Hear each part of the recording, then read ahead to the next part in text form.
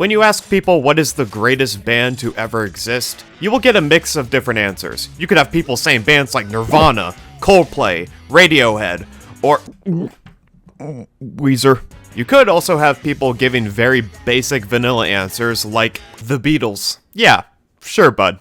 I bet you also eat cornflakes for breakfast, and your favorite color is blue, and your favorite TV show is either Friends or The Office. Oh, do you also wear a rainbow propeller hat and have a comically large lollipop in one hand? Ooh.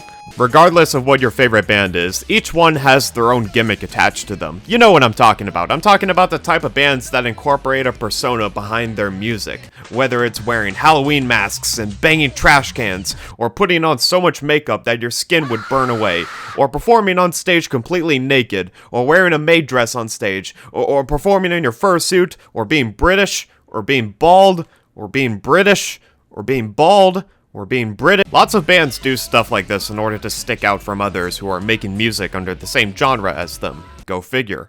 But to really stick out is to not only do this, but also develop your own signature style in your music. Take bands like Ween or Butthole Surfers, for example.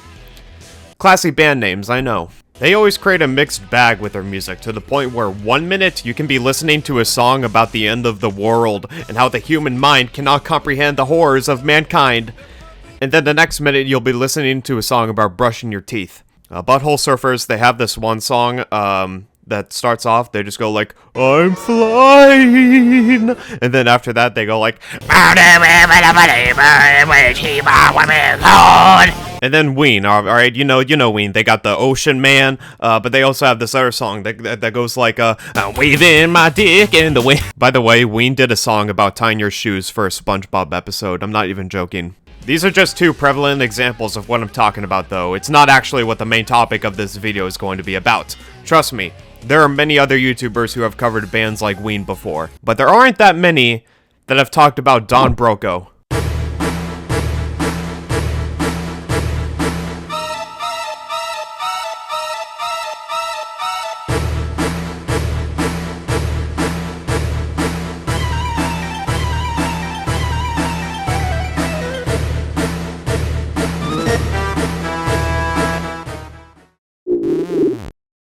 We got trouble.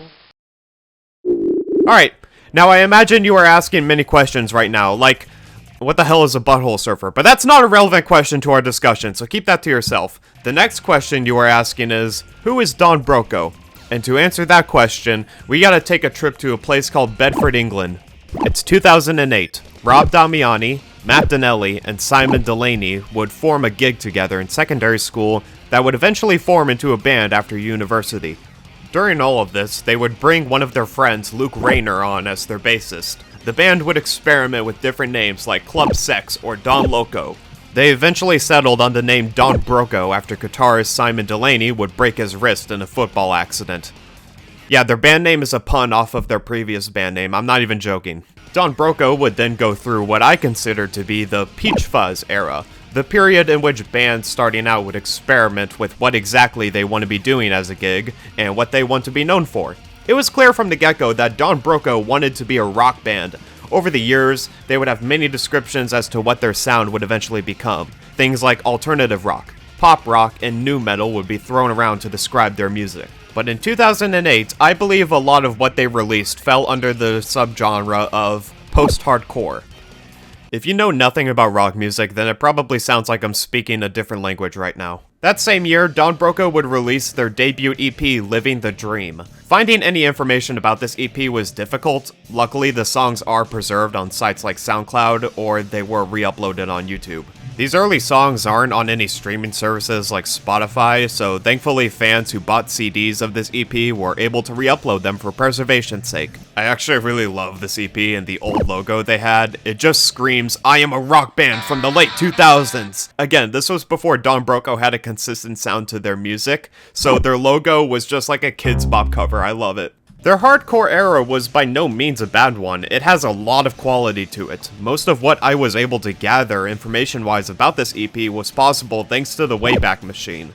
You may be asking, why would I need to use the Wayback Machine for research of a band? 2 words. My spas. If you were a rock band in the 2000s, MySpace was your best friend, and since every single band in existence abandoned the platform in favor of sites like Twitter or Facebook, I had to do some digging to get to Don Broco's MySpace page around the time of release of Living the Dream. Alright, so most of the content on their page is completely lost to time, but what has been preserved thanks to the Wayback Machine shows exactly what you would expect from a post-hardcore band's MySpace page. Dude, merch, nice. There isn't much information to be seen, but it is clear that the band had a sizable underground audience around this time. They would perform shows alongside other hardcore acts at the time, like hang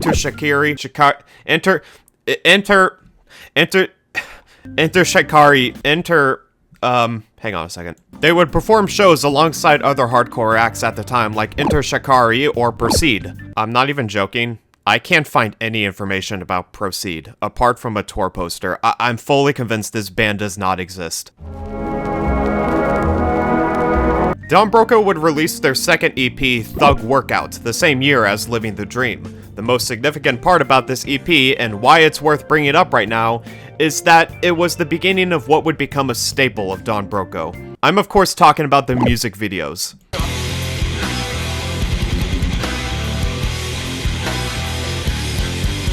The music video for Thug Workout was released on April 21st, 2009. The video had an incredibly high budget, especially for a relatively new band just starting out and not signed to a label. The budget being, let's see here, 2 doubloons.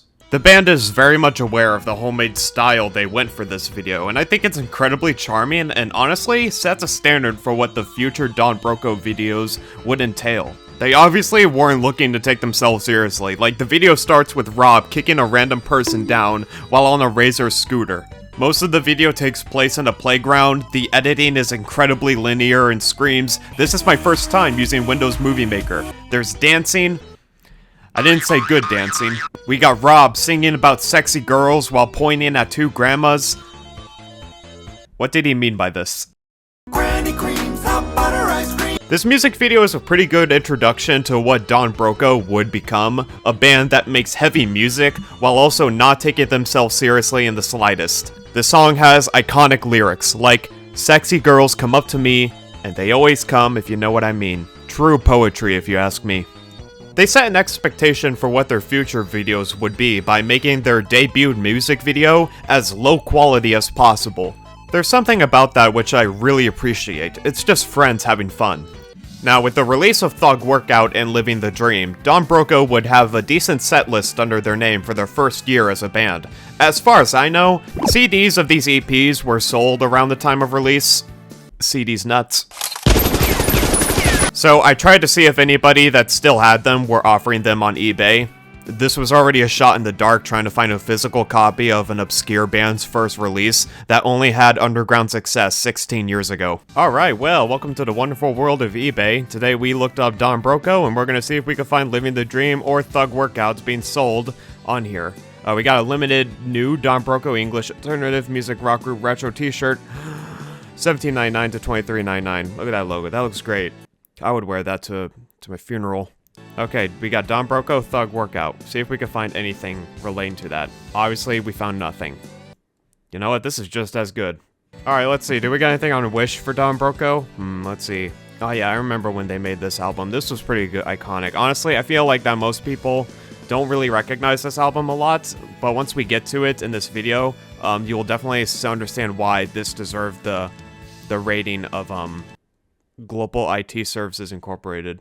So I guess this is what the CD actually is. So you see we already got the nice Kids Bop Don Broco logo, and then we also got the track list for the CP. We got What You Gonna Do, When Don Broco Run Wild on You, we got Thug Workout, and Danny Boy. These are both really solid EPs that would eventually be followed up by Don Broco's first real era, and the beginning of what I like to call the Don Broco Cinematic Universe. So what is the DBCU? Well, it's a series of music videos released by Don Broco during their time together as a band. Each of these music videos would tell a consistent narrative that carries from one to the next. This universe would be split into 5 different eras, all of which coinciding with their most recent album released at the time.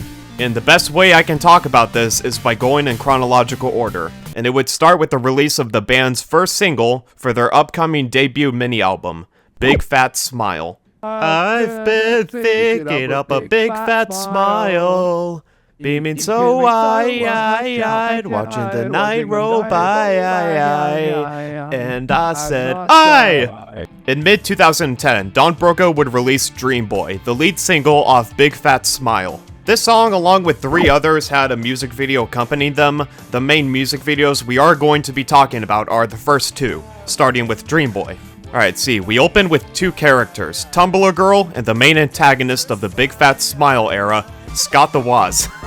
The 2 of them are out for a walk, and it's very clear that Tumblr Girl isn't into Scott anymore, most likely because of his opinions on the Wii U. And it seems like the Broco boys aren't a big fan of Scott the Woz either, so they plan a heist to steal his girlfriend from him. We can see that these 2 are not compatible in the slightest, because as we all know, good girls like bad guys, and I'm sure you've been questioning that for a real long Did I seriously write that in my script? What is wrong with me? The Broco boys conduct their plan by separating the both of them, with Simon, Luke, and Matt grabbing Scott away from the Tumblr Girl, and then spraying him with a fire hose before stealing a backhoe and dumping him into a pool. While all of that happens, Rob has a date with Tumblr Girl. Yeah, this is the most frat boy heavy storyline that just reeks of dude culture, but it's goofy enough to have that Don Broco charm. I'm not joking, at the end of this music video, Rob steals a random plane and then flies off into the sunset.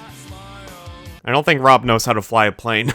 The storyline is very corny, you know, because they're in a cornfield, but it doesn't end there. And this isn't the last time we see Scott the Woz. In the next music video, Top of the World, we continue where Dream Boy left off. Rob and his new girlfriend land their plane successfully somehow in... what is this, Silent Hill? In my restless dreams, I see that town, Silent Hill. Now what the couple doesn't know is that Scott was hanging on the bottom of the plane for the entire ride and is about to get his revenge. Don't question the logic in the Don Broco universe, it only gets more weird from here. He changes his attire and then takes off his glasses and becomes a bad boy so that fans can make Animal Life become edits at home. He then catches up to Rob and challenges him to an archery contest, but because he took off his glasses, Scott can't land a single shot and Rob ultimately wins the contest. While Rob is busy celebrating his win at the Mario and Sonic Olympic Games, Scott steals Tumblr Girl and attempts to kidnap her, stealing the plane that the couple flew in on and tries to escape. Rob chases after them, but is unable to catch up to the plane, so what does he do? He does a super jump in the air and then shoots the plane down using a bow and arrow. Yeah, I don't get it either.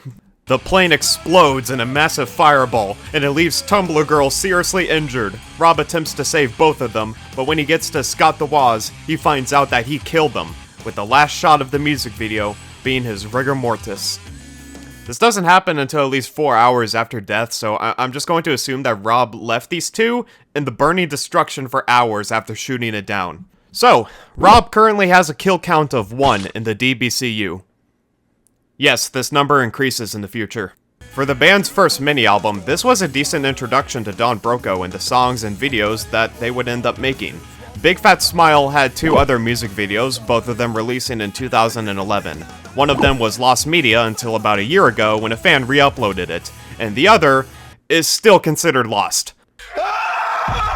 We're on Holiday was a B-side for Big Fat Smile, and it had its own music video along with the others. But it's since been privated by the original uploaders, and there is not a re-upload of it anywhere. So, until Don Broco makes the video public again, it's lost. And with that, we can close the book on the Big Fat Smile era. The mini-album received a lot of underground success, and it would eventually lead to the band making their official debut full-length album a year later. But before we talk about that, we need to do a recap. Hello, and welcome to the Don Broco Cinematic Universe timeline. I'm gonna keep revisiting this to go over new information regarding lore and how it will connect to each other. We just finished Big Fat Smile, and with that, it means we have a lot of places to start with regarding the DBCU. So here's the story so far. There's not much I can do. You set your pace. I'll keep my Man, that's a good band. Alright, back to Don Broco. Scott the Woz and Tumblr Girl are both dating, but it's clear that she lost interest in him, so the Broco boys swoop in and take Scott's place. The reasons for why they do this, to begin with, is unknown. But once the couple arrives at Silent Hill on a plane they stole, Scott reappears as Bigger Scott and challenges Rob to an archery duel. When Scott loses the duel, he grabs Tumblr Girl and ties her up in the plane before taking off. Rob runs after the plane, but loses it as it flies away. So he reveals his superhuman abilities and jumps 40 feet in the air onto a tower and then shooting an arrow at the plane, which causes it to crash into the fields in a fiery explosion. This crash critically injured Tumblr Girl and killed Scott the Woz. Yeah, that's right guys, we're never getting a part 3 to the Wii U video. Rob would never recover from this, and it would continue to haunt him throughout the rest of the DBCU. So, our first villain in the DBCU was killed by Rob. Rob canonically has superpowers, and the other members have the ability to teleport. Like, the other band members were not on that plane, and somehow they just arrived at Silent Hill. Things will only get more and more convoluted from here. Obviously, we will be revisiting this at the end of each era, but just keep in mind that we are talking about a post-hardcore band right now. And you have not seen the crazier parts of the lore yet. One last thing to mention. This is the last project that the bassist Luke Rayner was a part of. He would leave the band in early 2012 due to commitment issues and was replaced by Tom Doyle, who is the bassist to this day. That means we are going to have to come up with a reason for why Luke is absent in the DBCU moving forward. Okay, so hear me out. The plane that Rob shot down with his arrow also crashed into Luke. So let's go ahead and increase Rob's kill count to 2. Now after the tragedy with the plane crash, the Broco boys are now gonna have to find a way to pay for Tumblr Girl's medical bills. Don Broco is from England, they have free healthcare. Okay. After the plane crash, the Broco boys need some money. The reasons for this is because they now have to escape okay, that's dumb. Okay, the Broco boys are now trying to find a way to make money so that they can, I don't know man, go to Tahiti? Now, if you're the Broco boys and you just killed famous gaming YouTuber Scott the Woz and are now most likely on the run, what's the first thing you do? If you guessed rob a bank, you would be right. Might you know how much you changed? Where's my buddy I was hanging out with yesterday? In 2012, Don Broco would release their debut album Priorities, and with it, a whole new series of music videos. Priorities is honestly one of my favorite debut albums of all time. The band did an incredible job at adapting in their genre while still keeping it their style.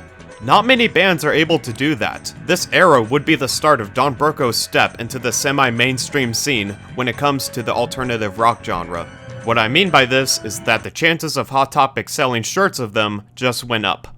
The band would perform alongside acts like You Me at 6, Billy Talent, The Used, and Mallory Knox.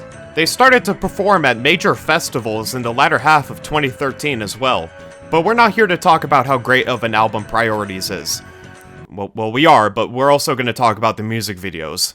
There are a total of 5 music videos released in the Priorities era, with 2 of them connecting to the lore. Priorities and Whole Truth would be the main music videos that are connected to our DBCU. We will talk about these out of order of release, since it would make the most sense to do so.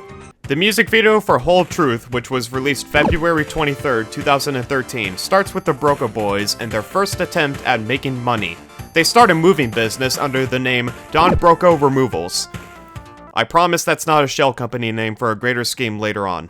The boys begin the task of clearing a house of packed up boxes, only to learn that the house is occupied by several women who invite the boys to participate in many different activities, like pillow fights. The boys are then led into another room where it's a full-on house party.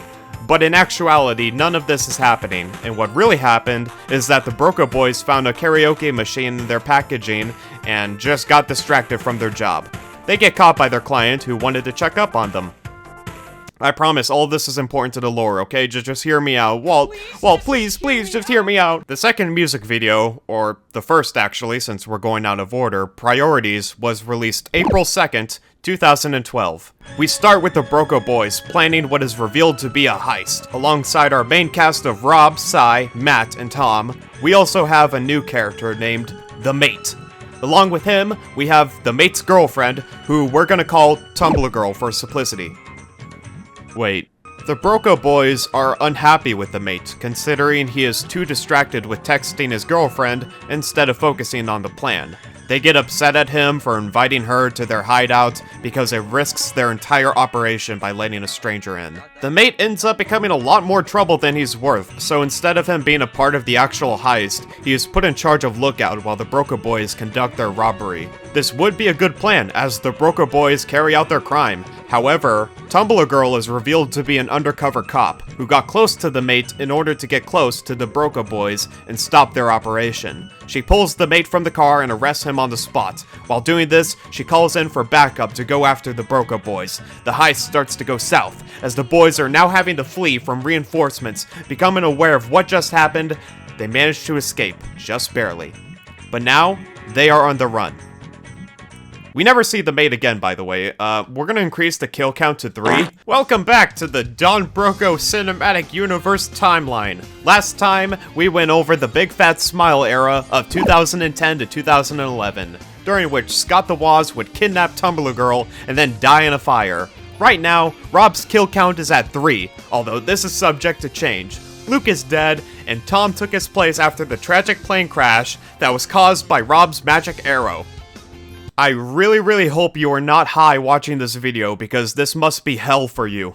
Now that a year has passed since the plane crash, the Broco boys need to get themselves money so they can live comfortably without the worry of Scott the Woz haunting them from the grave. They conduct an idea of robbing a bank, but to do so, they need to get the blueprints of the inside of the bank and the vault. Enter Whole Truth, where the boys create a shell company under the guise of a moving business so they can steal the blueprints from the bank's architect. I told you it was going to be relevant later! After they secure the blueprints, they realize that they're going to need an extra hand to help them with the robbery to make sure it all goes smoothly. So they recruit the mate to be their eyes and ears. Now obviously this fails because the mate was too horny. Once they had everything set up to begin the heist, the new girl reveals herself as an undercover cop who only got close to the mate because of his involvement with the Broco boys. But why would she go after them specifically? Well, see, that's where Scott the Woz comes back into play. See, my theory is that new girl is related to Scott in some way, and after his death, she spent the better part of a year trying to hunt down Rob and the Broco boys. So she got close to the mate in order to perform a sting operation on the boys and their heist. The operation failed, as the gang was able to escape, but the fact that they came close to getting caught because of their inability to see the warning signs means that they are wanted men. Because of this, they need to escape England. But in order to do so, they're going to have to fake their deaths to ensure that nobody comes looking for them. Now that they have the money to pull this off, all they need left is an accomplice to stage their death. And this time, they will call somebody they can trust. That's right, Tumblr Girl is back one last time! Once they pulled this one last plan, then the rest should be automatic from here on out. Say that again? Don't you wanna be automatic? Don't you wanna live automatically? In late 2013, Don Broco released You Wanna Know. The song would go on to be their most successful song thus far, with the music video for it sitting at over 4 million views as of writing this. The music video has since been privated, I have no idea why. The song would ring in a new era for Don Broco, as they would begin work on a new album start of 2014. At this point, Don Broco had made a pretty sizable name for themselves and became a relevant figure. Who's texting me? They became a relevant figure of the alternative rock scene. They would perform more headlining events at festivals and would be supporting acts for bands like Bring Me the Horizon or 5 Seconds of Summer.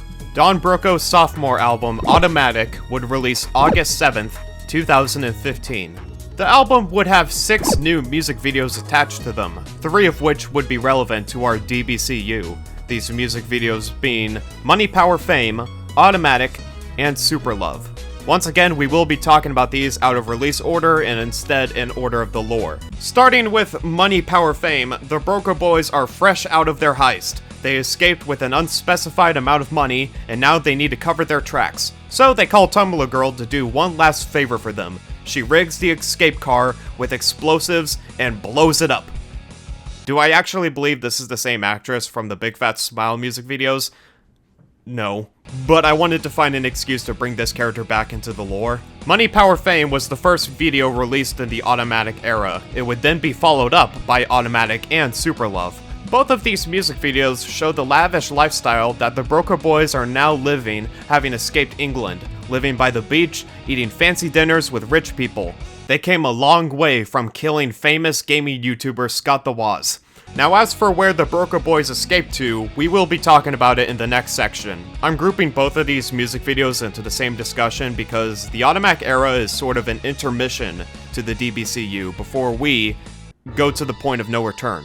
But before we talk about that, I first want to talk to you about GamerSupps, the sponsor of this video. GamerSupps is a brand of keto-friendly energy-based supplements. Not only is it keto-friendly, but it's also sugar-free, and they offer caffeine-free and sleep aid alternatives. There's a lot of things in it that really do benefit you. It's got vitamin C, vitamin D3, B6, B12, vitamin H. Compared to other energy drinks, GamerSupps is completely healthy for you and a much better alternative. They have a wide variety of different flavors. Let me go ahead and just read you some of them.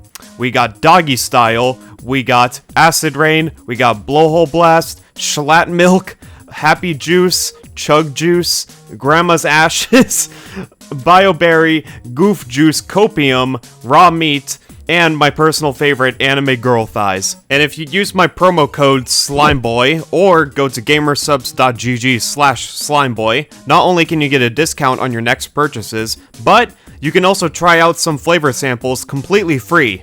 You have no reason not to at least give it a try. That's gamersupps.gg/SLIMEBOY. And with that, let's get back to the video.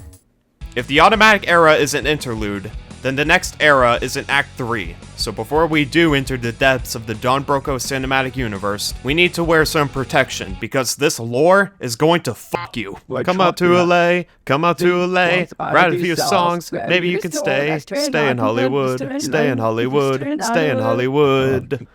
In 2016, Don Broco would sign with Sharp Tone Records. This signing would mean an increase in production value for the music videos, and it would also be the first era where Don Broco goes mask off with their creativity. Their first music video released under the record label would come out in late 2016. This would bring forth a new era of Don Broco, and in my opinion, one of the most iconic ones. We are now on the road towards the band's third album, Technology, which would release in 2018. This album is by far one of the best albums I've ever listened to, and it still holds up 7 years later. I don't like saying 2018 was 7 years ago. The Technology era would include 9 music videos, the most out of any era thus far, with 5 of them being a part of the DBCU. Once again, we are going out of release order. Just expect this from now on when talking about these videos. Starting with the music video for Pretty, there's a pretty big time skip that had occurred since the events of Automatic. Tom is about to get married, but it's implied that the events leading up to this wedding would indicate that a love triangle exists, with Tom, Rob, and Sienna, the woman that Tom is about to marry. While we don't quite yet know what led to this, we do know how it's ending. Rob opens up his trunk to reveal that he has tied up Tom, hoping to take his place in the wedding. He then cuts off Tom's face and wears it as a disguise, hoping to fool Sienna into marrying him. The wedding is all set up and lots of people are in attendance, with Sai and Matt being there as well. The doors open and Rob struts in covered in blood and wearing the skin of Tom's face on his face. I wasn't lying when I said this era was gonna get crazy. Somehow, everyone buys the disguise and genuinely believes that this is Tom. Except for Sai, who sees through the disguise and can tell that Rob is trying to marry Sienna. So when she makes her way down the aisle, Sai tries to intervene and prove to everyone that Rob is using Tom's face as a disguise. He even has a presentation ready to make his point. But in a last-ditch effort, he reaches for Rob's face to rip it off. Or he reaches for Tom's face. He reaches for the face that Rob is wearing of Tom's face on his face to rip it off. I'm having a stroke, I apologize. Sai is then kicked out of the chapel for trying to sabotage the wedding. All he can do is look on as Rob gets away with it. But this doesn't stop him. As the vows are being said, Sai sneaks back in and grabs Matt while nobody is watching. He then takes a step out of Rob's playbook and proceeds to cut off his face. He then objects while wearing his face, and this fools everyone including Rob, who is questioning why Matt would object considering he's his best man. And Sai's wearing Matt's face. That's when Sai reveals to everyone that he was in fact wearing a mask of Matt's face. While everyone's in shock, he calls to the attention that Rob is wearing a similar mask of Tom's face. Sienna, however, says that it can't possibly be Rob because he's right there. He's right behind me, isn't he? Standing in front of the three is Tom, who is wearing a cutout of Rob's face. He then takes it off and reveals to everyone that his face is missing. Chaos then ensues as the chapel starts to empty with people screaming in terror, including the bride. Meanwhile, the Broco boys are at each other's throats, angry over the massacre of their faces. The bride runs off while a cowboy follows behind her. This is the first music video of 7, by the way. Alright, it's obvious that something happened during the time skip from 2015 to 2017, and ever since leaving England, things have gotten more and more insane. But I'm sure you may be wondering by now, what the hell happened to Sienna?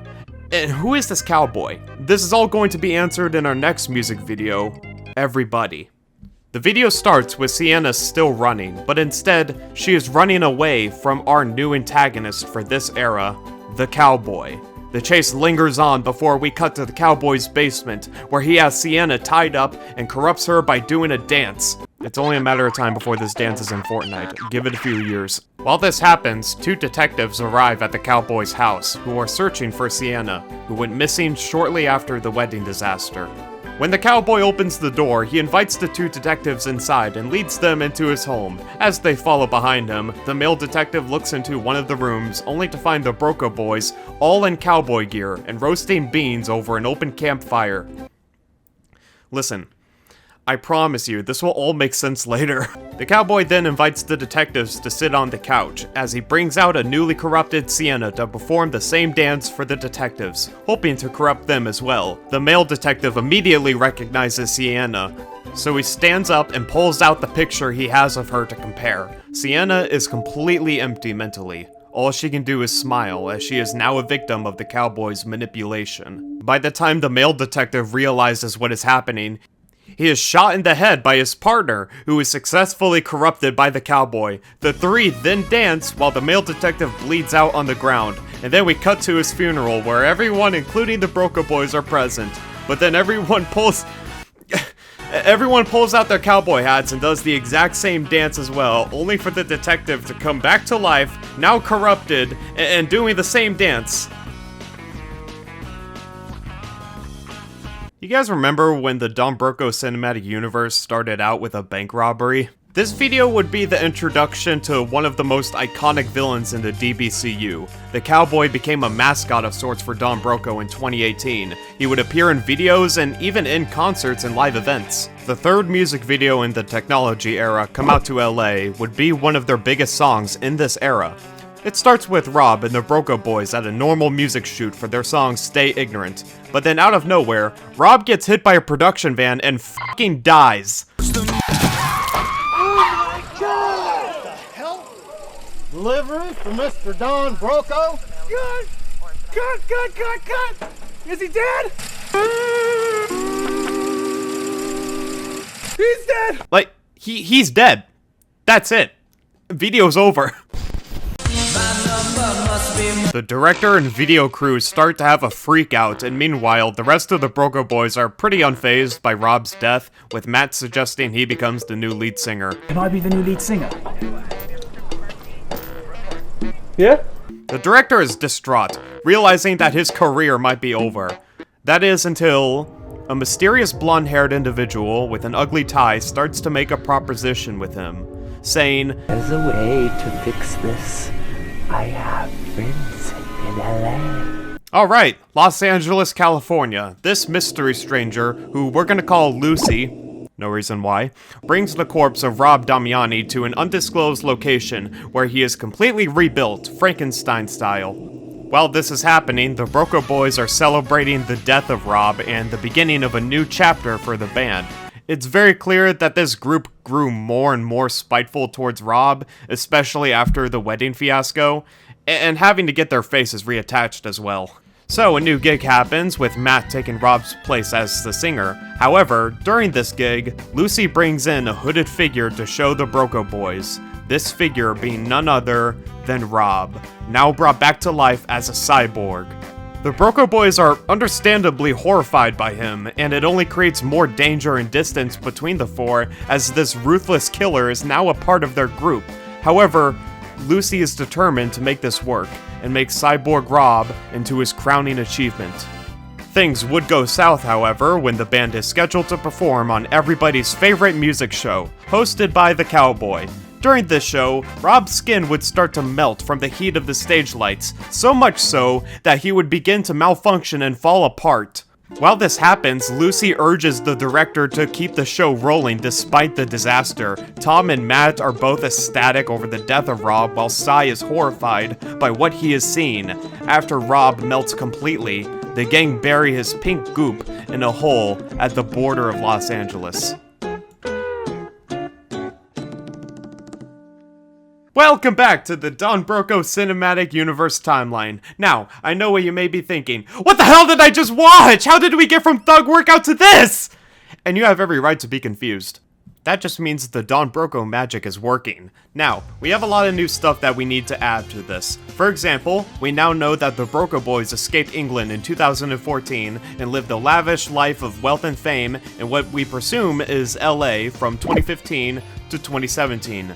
But it's clear that something happened between these four, and specifically with Rob and the other three. I previously theorized that this was due to a love triangle, but now that we have the Cowboy to worry about, I think there are other things at play.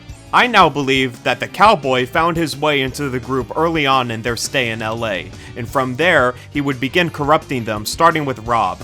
When you look at Rob's face, the second he opens the trunk in the pretty music video, you can see his pupils are dilated and his emotion is cold and lifeless. I think he's being influenced by the same entity that makes up the Cowboy.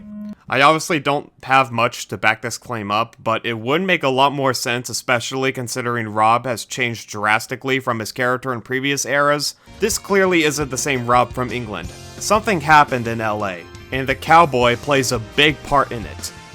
Either that or Rob was just a bit silly. In 2017, the Cowboy would make his presence known by corrupting not just Tom's fiancée Sienna, but the entire band as well. We see them living in his home and presumably under the control of the Cowboy, and in Come Out to LA, his influence now extends to the entire music industry. I believe the Cowboy is a personification of American capitalism in the music industry. Look, just hear me out on this one. As soon as Don Broco escaped to America, they were bound to run out of money eventually.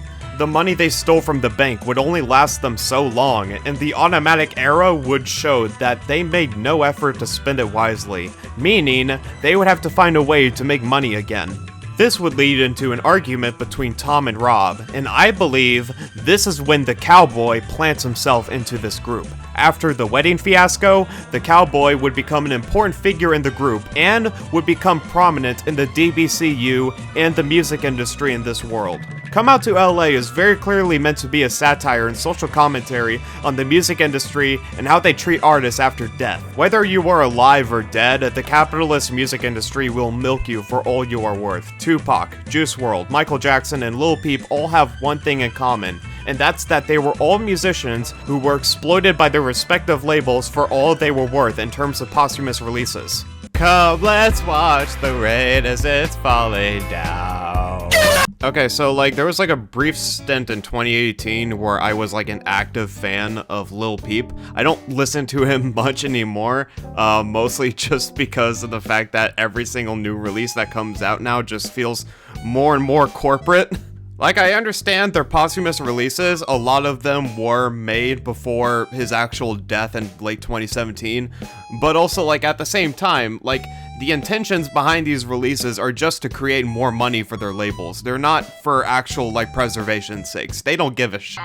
And honestly, I feel like the biggest red flag for me was how, like, almost immediately after XXX Testicles, or whatever his name was, after his death, just a remix of the song Sunlight on Your Skin was released, which is just Lil Peep and X, both on the same song, except X doesn't have, like, an actual verse. Like, it's just him singing one part of the song, and then because there's no second verse that he has, they just play a interview clip from him for the second verse to make up for it. Like the first verse, okay, you have X going like, and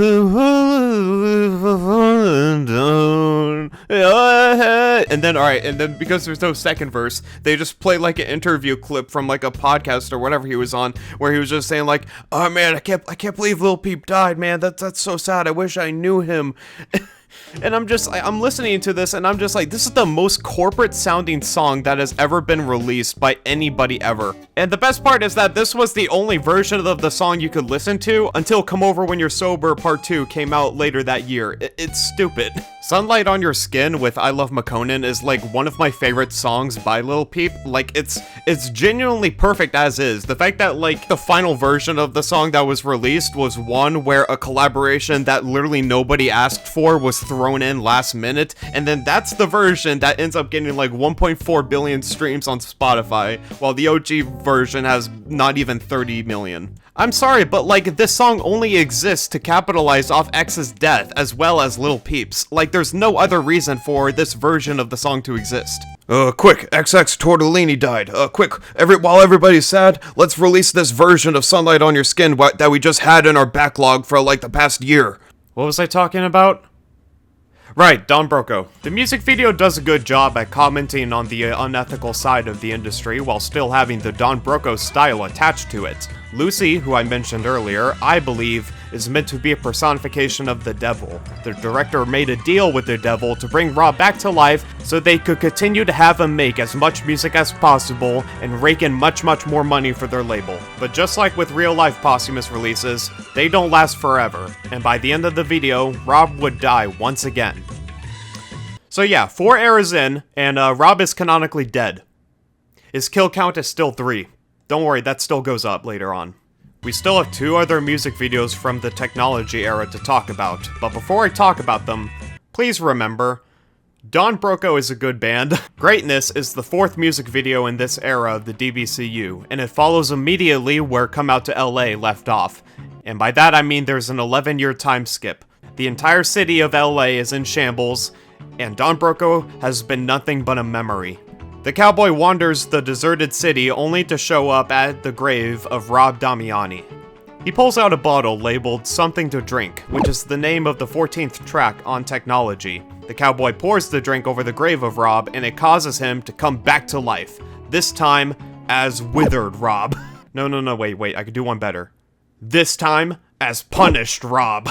When you can't even say my name, has a memory gone? Are you feeling numb? Rob and the cowboy traverse the ruins of LA up until they are discovered by Cy and Matt, who have both become scavengers of the wasteland. They attempt to drive into Rob, but are stopped by his robotic arm.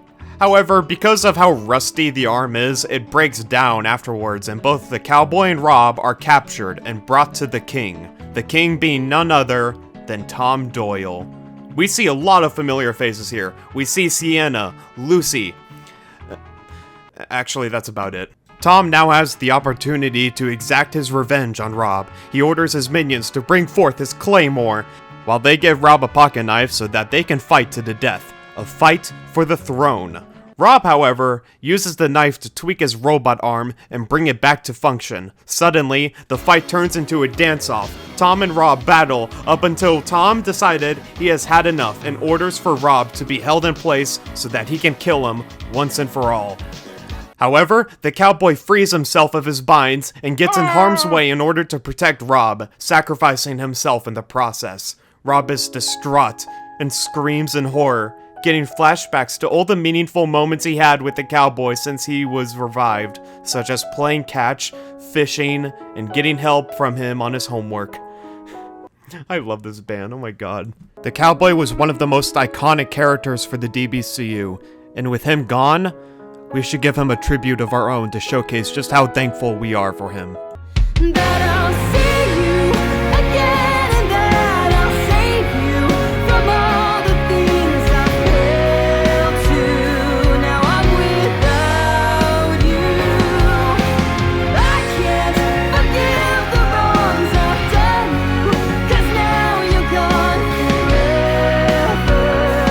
I remember how bright you shined on your own, yet I remain alone.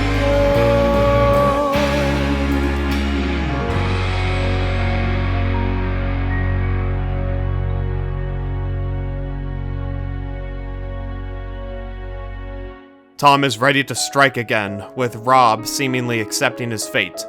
Until Tom gets stabbed and killed by the Cowboy, who survived the claymore going right through him. He then takes his rightful place on the throne before taking off his mask and revealing himself to be Rob.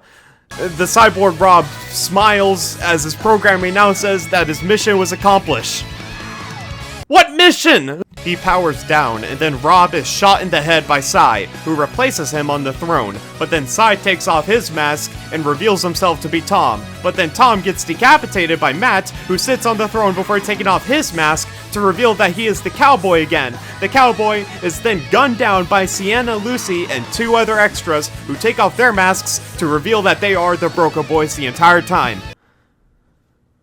Hello, and welcome back to the Don Broco timeline. What the f*** was all of that? I kid you not, I have been trying so desperately to figure out how all of this fits into the lore, and if the disguises were there the entire time, or if they only showed up during the time skip, because then, that means there are technically clones of Rob and Tom. Does that mean they had any sort of influence on the other eras, or were they all just goofing around during the time period from 2018 to 2028? Was Scott the Woz killed by the real Rob, or by a clone of Rob? And does that mean that people like Sai were actually Tom the whole time? And how do we know for sure that the Tom wearing the Sai mask is the real one and not an android? Tom Doyle? Android? Am I an android too? One thing we can say for certain though, is that Rob's kill count is now at 4, since he killed Tom while wearing the cowboy mask. Okay, so is the Rob from Come Out to LA the real Rob? And if he is the real Rob, then does that mean that the Rob we are following from now on a clone? Look, I'm still stuck on this! Let's get at least one thing straight. The cowboy is dead, and it would make sense for him to be killed in the way he was. Without the music industry, he cannot exist. Whether or not we are following the original band members or a clone of the band is still uncertain. But if we take a look at another piece of the DBCU puzzle, that being the technology music video, it seems as though the cowboy created clones of the band in order to fully maximize the profit that he can gain from them. In this music video, we can see the clones are killed by a UFO crashing into them, and an alien invasion would inevitably destroy all of LA. I didn't bring this music video up until now because I wanted to save it for this discussion. I think what we saw in the Greatness music video was the Broco Boys finally breaking the cycle by defeating the Cowboy. The original band members are most likely dead, but this is a consequence of the Cowboy and the effect he had on the Broco Boys. The final music video, Half Man Half God, shows the aftermath of the Cowboy, and how the reality the Broco Boys live in now is permanently corrupted by the Cowboy. They need to escape from America, and at this point in the timeline, it has been 15 years since they faked their death and fled England. They will have to find a new place to retreat to, and since the alien invasion ruined any chances of them getting back home, they will need to find another planet to escape to this time. But how exactly are they going to be fighting off aliens when they just got finished fighting off an antagonist like the Cowboy? We don't know just yet, but one thing is for certain, and that is, they're about to do amazing things. We're about to do amazing things. It's okay that we're not in love. It's okay that we're not in love. Spinning around a dying sun, just like anyone. Amazing Things is the 5th era of the DBCU and the most recent one. Because just about everyone was stuck inside in 2020, the band had a lot of free time writing new music, and after the success of of technology, they had a lot of expectations going into this one, and they did not disappoint. Amazing Things was released October 22nd, 2021, and it would become their first album to reach #1 in the UK rock charts. In 2022, they would play at the Royal Albert Hall in support of Teenage Cancer Trust, alongside an orchestra backing their performance. The Amazing Things era would become their most iconic one, and it would be this era that they would tour alongside acts like Papa Roach, Sleeping with Sirens, and Pierce the Veil. As for the DBCU, they didn't slow down a second, because now we have 7 music videos, with 5 of them being set in the DBCU. Our first music video is Manchester Super Red's #1 fan. That's a mouthful. It starts with the Broco boys in outer space. We are shown the interior of their spaceship as Rob materializes into it with a vial of David Beckham DNA. I really don't want to know what it is or how they acquired it. The Broco boys then use this DNA to create a perfect clone of David Beckham, using their spaceship technology. Now, you will notice that we have a new character to this cast in this little dinosaur. His canon name is Baby Dino, but I am so upset that they didn't name him the Brocosaurus. Like, come on, it was right there. You could have named him the Brocosaurus. It like works with the band name, and it sounds like an actual dinosaur name. Why didn't you guys name it that? Come on. The boys are successful in their cloning, and the new clone they make of David Beckham is perfect. Look at these moves. Haters will say that it's fake. Rob isn't satisfied, however, saying, "We need more Beckhams." So, the band makes more clones of David Beckham, only for them to become imperfect. Most likely because they ran out of David Beckham's DNA. Eventually, what the band failed to realize is that the original clone now has an influence on the imperfect ones, and they begin to turn on them. So, they fight back using lasers and staffs and blasters, but then the clones all materialize into a giant David Beckham head and fire back at the band's ship. With the ship now in critical condition, the Broco boys use whatever left of their power to fire the anti-Beckham lasers, destroying the giant Beckham head once and for all. Or so they think. Quite the start to an era, huh? Up next, we have the music video for the song One True Prince. After they successfully held back the threat of David Beckham, Rob escaped from the ship in an escape pod and landed on an unknown planet. It's implied that the entire band escaped as well, but all landed in different areas. So, now, Rob is searching the planet for any resources to get back in contact with his bandmates. Okay, all jokes aside, this music video is honestly really beautiful visually, and the song is by far the best on the album. As we see Rob explore the planet, he takes off his helmet only to hear something in the distance. When he goes to explore it, he comes across a small star that lands on the planet he is at. Whatever it is, Rob reaches out to it before it cuts to black. This is probably the first music video in a while that wasn't at all goofy. Like, it's definitely very artsy in its storytelling, and while we will discuss it more in our timeline, it's something that sticks out compared to the rest. When we get to our next music video, Gum Shield, we are greeted to a boxing match between Rob Damiani and David Allen. Don't ask how we went from One True Prince to this. I promise it will all make sense later. I think we just found Jake Paul's next opponent. Alright, get ready for things to get weird. The fight starts and Rob gets clocked so hard that he gets transported to hyperspace, where he shows up in a wrestling ring with a warlock, Baby Dino, and his Broco boys at ringside, his opponent being Rob Van Damiani, another clone of Rob, except this time he's a professional wrestler. As the match goes on, Rob gets pummeled by Van Damiani so much that he is turned into a jobber. As he's about to get hit by a steel chair, the Broco boys steal it and hand it over to Rob, who is now able to equalize the match. However, this upsets the Warlock so much that he reveals his true identity to the group. The David Beckham clone is back, or as I'm now going to be calling him, Beckham.exe. It's you! It's you! Beckham attacks everyone in the ring and outside of it. The only way they are able to escape from the hyperspace arena was for Rob and his wrestler clone to fuse back to normal.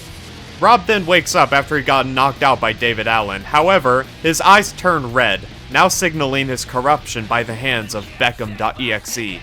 And soon, they will bleed hyper-realistic blood. We have so much to talk about in our timeline discussion, I don't even know where to begin.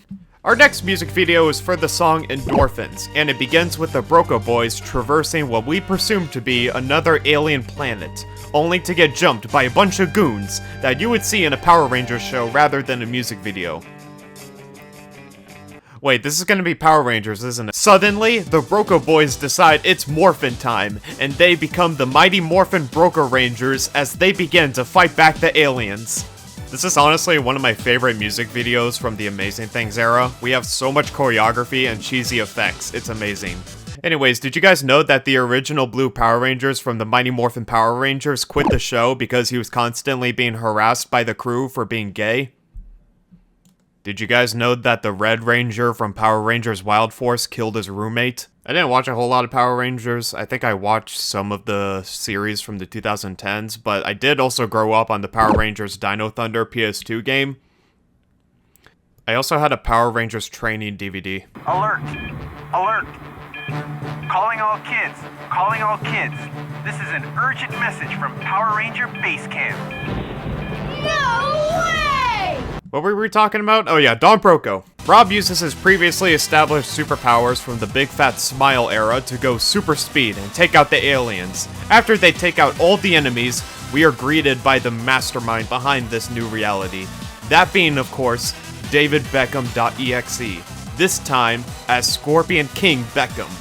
The Broco Rangers summon their weapons and attempt to fight Beckham.exe, only for each attack to be deflected.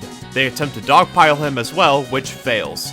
As the gang helps each other back up, they decide to use their final secret weapon, and attempt to morph into Mecha Baby Dino, but Beckham intervenes and gets himself caught up in the morph. The final result is the Broco Rangers and Beckham fusing into a Lovecraftian monster of unimaginable horror. So yeah, they're all dead. Hello, welcome back to the Don Broco Cinematic Universe timeline. What you just saw was the end of the Broco boys. Or was it really? We have a lot to talk about, so we need to start from the beginning. After the alien invasion and the death of the cowboy, the Broco boys were able to break the cycle of the cowboy's influence. But now that Earth was taken over by aliens and LA was in ruins, they needed to escape the planet and recruit help to fight back against the aliens. They believed that they could do this by creating an army of David Beckham clones. However, the clones turned on them, and it would lead to a much bigger threat for the Broco boys. Once their ship was shot down by Beckham.exe, it caused them to use the remainder of their energy to shoot and destroy the giant Beckham head. The boys then have to leave their ship on escape pods. However, they all landed on different ends of what I'm calling Red Earth. And what we saw from Rob is the discovery of a star or a ball of energy. What I am choosing to believe is that this force that they found was what set forth the beginning of the end for the Broco boys. This force would corrupt the Broco boys and cause them to bounce between multiple realities. One in which Rob is a boxer and a professional wrestler, one where they are Power Rangers, and one that I haven't even gotten to yet. This is essentially a downward spiral that they are stuck in, and it seems that the only way they could break it is by defeating David Beckham once and for all. When they fail each time, they would be transported to a new reality in order to try again. Whatever this star that they interacted with did, it caused them to be trapped in a purgatory of sorts from 2028 to 2030. Now, I'm sure right now you're probably wondering how Baby Dino fits into all of this. Baby Dino's first canonical appearance in the DBCU would be in the music video for Fingernails. In the music video, we see Red Earth as a robot civilization is attempting to fight back against a dinosaur invasion. They keep an egg of one of the dinosaurs in their laboratory in order to test on it, but as they fight back against the dinosaurs, they return to said lab to discover that the egg hatched, and Baby Dino comes out of it. One of the robot soldiers is startled by it and accidentally bumps a button that initiates a test for rapid aging. This results in Baby Dino breaking free from his capsule and becoming a fully grown T-Rex. The robot army now tries to flee the laboratory as it is destroyed. As the destruction carries on, the robot army and the dinosaurs both meet their match as giant techno-elephants arrive and put an end to the chaos. The last show we are given is a dinosaur and robot watching the destruction carry out. both accepting their fate. Okay, so what happened to Baby Dino? Well, since the laboratory is established to be in a separate location from the war zone, the dinosaur most likely survived the disaster, while at the same time, destroying the laboratory he was kept in. The rapid aging effects on him would not be permanent, however, as by the time that the Broco boys arrived at the planet for the first time, they would discover the robot army destroyed, and Baby Dino being the only survivor. They would then bring Baby Dino on board and gain his trust, but now you are wondering why they went to that planet to begin with. Well, before they created the Beckham clones, they traveled to Red Earth because they were hoping to recruit the robot army there to help fight back the aliens on normal Earth. But they were not able to due to the fall of their civilization that we saw in the previous video. So the Fingernails video is set before the events of the Amazing Things era, and the third and final reality that the Broco boys got transported to is in the music video for Birthday Party. You see, since the Broco boys failed to defeat Beckham in the Endorphins timeline, they are now transported to this new one. Birthday Party starts with Baby Dino taking a bite out of his birthday cake, before we get transported to the Simpsons house. When we head inside, we see Baby Dino all alone for his birthday, but then, right as the Broco boys get transported to this reality, they're then joined by the most scummy 3D renders of licensed characters that I have ever seen. They are all invited to Baby Dino's birthday, and the band perform on the Simpsons couch, while the Teletubbies eat cake on the roof, and Pikachu casts the Thunderbolt on the entire house, and then we see Squidward cleaning himself with SpongeBob, and then we see the Mario Brothers do a Skibidi toilet reference, and then we see Wallace and Gromit BDSM, and then Marge crumping in front of everyone, and then we see Bluey in the sandbox, and then the Warlock is back and turns everyone into birthday cake. The Warlock, as we know, is DavidBeckham.exe, so the only way that they were able to beat DavidBeckham.exe is if they perform a ritual performing this song in order for the entire sky to rain a bunch of birthday cake pieces, and then everybody gets fed birthday cake, and they get all so fat that they explode, and then all of a sudden the entire reality starts to fall apart, because that was the way they were able to defeat DavidBeckham.exe, thus finally breaking out of the reality that was keeping them trapped forever. And with that, we now have the definitive Don Broco cinematic universe in completion. At this point, they have a new single and music video out called Cellophane, which they released as I was writing this script, so thank you guys. I'll probably have to make a part 2 to this video once that album comes out and they do some new freaky. Don Broco has always been one of the most interesting bands for me to talk about. I love everything that they have to offer, and just seeing a band be able to go nuts with their creativity without any restrictions is just incredible. After the release of Birthday Party, it signaled the end of the Amazing Things era, and now we wait for whatever the Broco boys have next in store. With the release of Cellophane, I feel like we're gonna get a whole lot more of a nu metal sound coming forward in their next album, and hopefully with that we get a whole lot more music videos that I can talk about as well. Now don't get me wrong, a lot of the world building and theorizing I was doing in this video mostly came out of my ass, and it's very likely that the band has no actual lore that they were building up and they were just having fun. But that's kind of the point.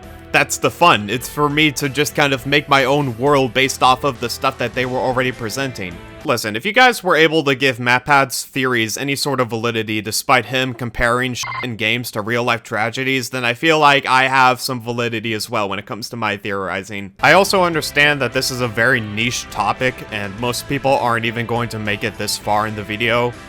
But if you have made it this far, thank you. I really want to keep talking about things that I love and that I'm interested in. I don't want to keep putting out the same slop that other people are doing. I love talking about the things I love. I love talking about things that interest me, things I hate, things that I can talk about on length with a big passion, you know?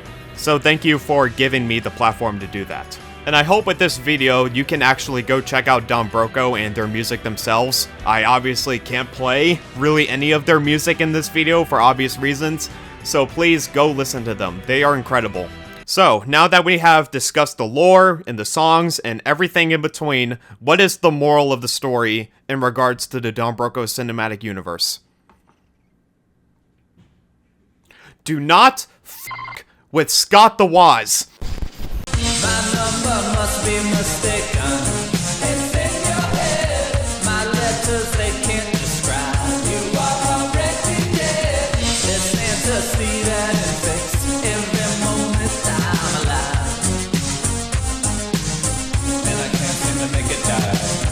Go support my Patreon. I have a lot of good stuff coming out later on. This is probably going to be the last long video I'm going to be posting for the rest of the year. But go support my Patreon. Go buy my merch.